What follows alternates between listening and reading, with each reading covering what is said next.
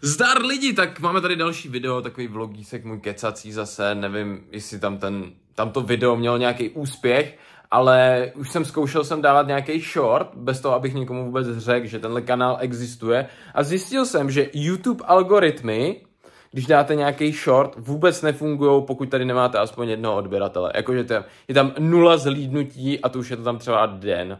Takže nic tam není a jenom jsem to zkoušel, že to je prostě trendy video a občas na to někdo prostě fakt klikne ten like a schválně ještě zkusím dát na TikTok, jestli to video vystřelí nebo ne a pak to porovnám. Takže jsem zjistil, že pokud uděláte nějaký YouTube short a nikde to nezdílíte, ani svůj kanál a nemáte žádný odběratele, tak ten YouTube, ten algoritmus to prostě vůbec nezobrazuje. Další věc, co bych se chtěl tady pobavit, tak už mám zase mega těžkou ruku z toho telefonu, takže minutku, zatím dejte odběr.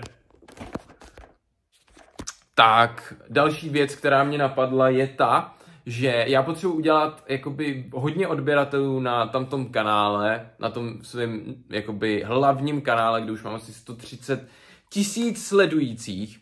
A chtěl bych jako dohnat Johna s tím milionem. Tak mě napadlo, protože posílám spoustu zásad, kámo fakt hodně, třeba obálky s pohledama, který kámo jeden pohled stojí 30 korun. Takže tam budu dávat těm lidem prostě takovouhle reklamu, aby mohli naskenovat jenom tenhle ten kód YouTubem, aby prostě věděli, odkud se ta věc vzala. A daj mi tam odběr, takže možná se mi zvětší věkový průměr lidí, co mám na jakoby starém kanále, nebo jakoby hlavním kanále.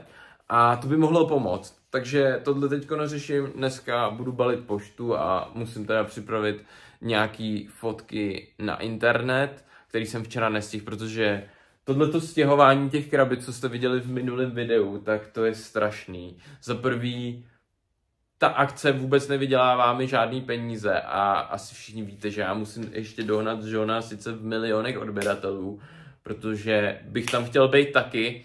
A taky jsme se vsadili, že za 2 roky budu mít své vysněné auto. Takže, který stálo úplně ranec. Takže tady ten kanál teď možná bude i sloužit na to, že můžete sledovat moji cestu, ale uvidíme, jestli budu hodně natáčet nebo ne.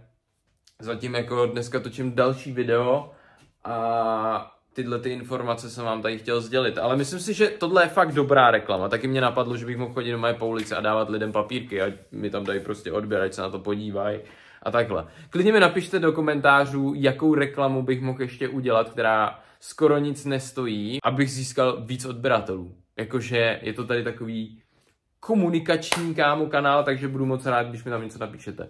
A jinak, co ještě řeším, tak hodně si teďko hraju s umělou inteligencí. Fakt hodně.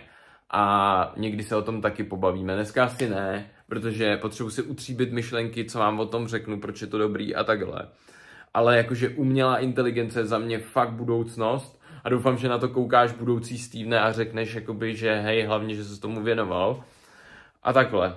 A jinak asi dneska budu ještě tady uklízet ve skladu, protože je tady fakt strašný bordel. Sice jsem vyklidil teda tu místnost jednu, ale musím vymyslet nějaký místa, kam budu dávat dál tyhle banánovky, protože já už na to, brácho, nemám místo prostě. Mám moc banánovek, ale nemám police na to, abych prostě přišel a vytáhnul tu věc a poslal ji. Jakože je to fakt makačka. A dál, co bych vám pověděl, je to, že musím víc pít teďkom, protože je strašný vedro venku a musím si jít nakoupit vodu, kámo. Já mám rád vodu prostě z těch lahví, než prostě točenou tady, ale budu to muset nějak vymyslet, nebo si koupit nějakou velkou lahev a vždycky si to tam dá, protože já když si, kámo, koupím lahev 2litrovou, otevřu ji, tak ji prostě vypiju. Nevím, jestli to máte taky tak, klidně mi tady napište do komentářů, co děláte vy, abyste měli dobrý pitný režim. A další věc, co tady řeknu, tak klidně se běžte připojit i na moje Hero, který je když tak v popisku, mega mi tím uděláte radost. Nad tím se snažím taky nějak zapracovat, abych tam dával zajímavé věci. Jedna informace, s kterou bych chtěl jako pracovat, je ta, že vlastně hodně se mě ptáte, kolik některých starožitností stojí a takhle, protože i mám kontakty na to, vím, už jsem hodně věcí držel v ruce, takže myslím si, že ty znalosti o tom mám. A nebo mám známí, co mají ty znalosti, takže jestli něco máte doma a chtěli byste to nacenit, tak si třeba kupte moje Hero a pošlete mi tam nějaký fotky a já vám to pomůžu nacenit. Bude to takový win-win, vy mi pošlete Hero, abych dohnal Johna z Hero taky. Hele, já vím, že teď pořád říkám, že chci dohnat Johna, ale já si vždycky takhle najdu nějakou osobu a chci být stejně dobrá jako on, jako ona ta osoba, chápeš? Jakoby, že jestli chcete jakoby být lepší, tak si taky najděte nějakou osobu a okoukávejte, jak to dělá on, třeba ta osoba, a snažte se být ještě lepší. Už tady mluvím, kámo, docela dost minut a já jdu teda něco dělat, takže čus a asi bude další střih, jestli se dneska něco bude dít, takže střih. Wow, prostřih, hele, takže takhle mám třeba zabalený ty zásilky a takhle tam prostě dám jenom tu reklamu, jenže já jsem jich udělal víc rozměrů, třeba takhle malý a to mi přijde hrozně malinký, ale i tak si myslím, že to bude fungovat, když to tam dám. Samozřejmě asi ideální velikost je tahle, protože se to vejde přesně na A4, si jich tam vejde hodně a na A4, kdybych měl tyhle, tak se vejdou asi jenom 3. Takže podle mě ideální velikost je tohle a pokud chcete vidět můj druhý YouTube kanál, tak naskenujte tento QR kód anebo běžte na Steven Gash, ale myslím si, že tady nikdo není novej, kdo neviděl můj YouTube kanál, takže tak. A tohle si myslím, že je fakt dobrá reklama. Klidně mi napište do komentářů, co bych mohl ještě dělat za reklamy, třeba i takhle papírový, jakože. Nebo kdybyste mi někdo chtěl udělat lepší design a ukázat, jak vy to umíte, a třeba byste pak chtěli být doporučený Johnovi Mariánkovi, když on zrovna schání nějakého designéra, tak mi klidně můžete udělat nějakou hezčí reklamu nebo nějakou jinačí s jinačím nápadem. A bude to úplně fajnový, takže paráda a čus, bude možná další prostřih. Čus.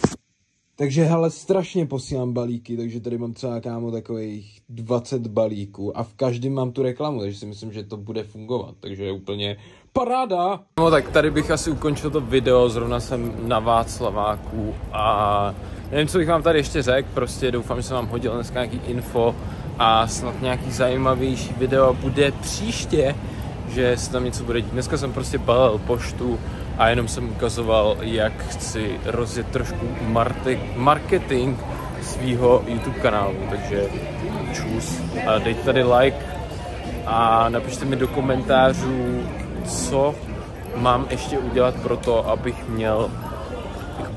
mohl udělat nějakou levnou reklamu svýmu hlavnímu kanálu, kam se můžete jít podívat a tady samozřejmě nezapomeňte dát odběr. Čus.